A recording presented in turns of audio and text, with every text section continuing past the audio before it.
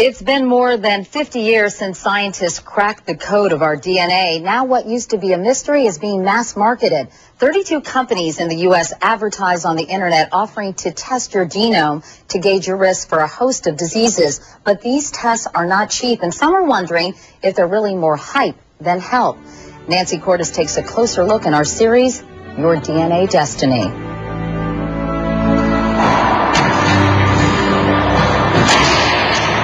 Julian Awad doesn't look sick, and he isn't, yet.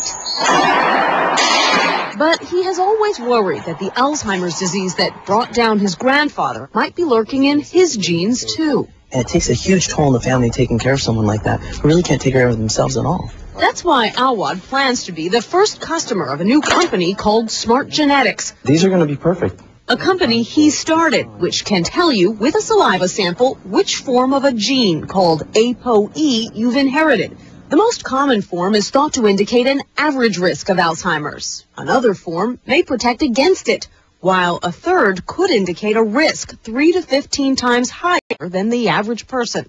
And then you get that space there again. It's the first time such a test is being marketed to consumers at $3.99 a pop. I think you can take a room and 50% of the room saying, I don't want to know. And 50% of the room say, I absolutely want to know. And I'm one of those people. His is one of 36 companies now in the business of predicting your potential genetic risk for everything from heart disease and diabetes to prostate cancer. Navigenics will give you a personalized DNA profile explained by a genetics counselor for $2,500. Genetic test results today. I'm looking at my numbers for type 2 diabetes. But some experts feel the industry promises more than science can currently deliver, because many genes are poor predictors of whether or not you'll actually get a disease. Lifestyle and environmental factors also play a major role. There is a bit of a wild, wild west going on in terms of some of the DNA testing that's out there. Some of it is done by reputable companies, but there are some that are much less worried about that and even unscrupulous, and who will offer you tests for DNA variations that, frankly, we are not sure what they mean at all. In California, 12 complaints have been filed relating to the cost and accuracy of testing companies. Scientists also worry about how customers will handle knowing that they're at increased risk of a disease like Alzheimer's when there's no proven way to prevent it. Let's take a look at your arms here. Dr. Robert Green has been studying that exact question for 9 years.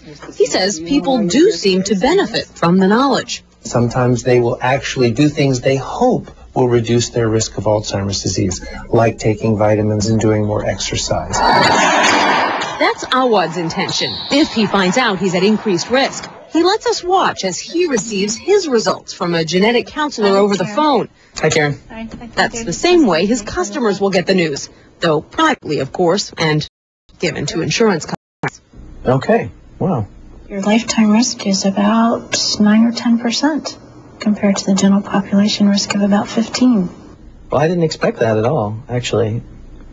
I really expected to be, kind of at a higher risk rate. So does this mean that all your plans for living healthily go out the window?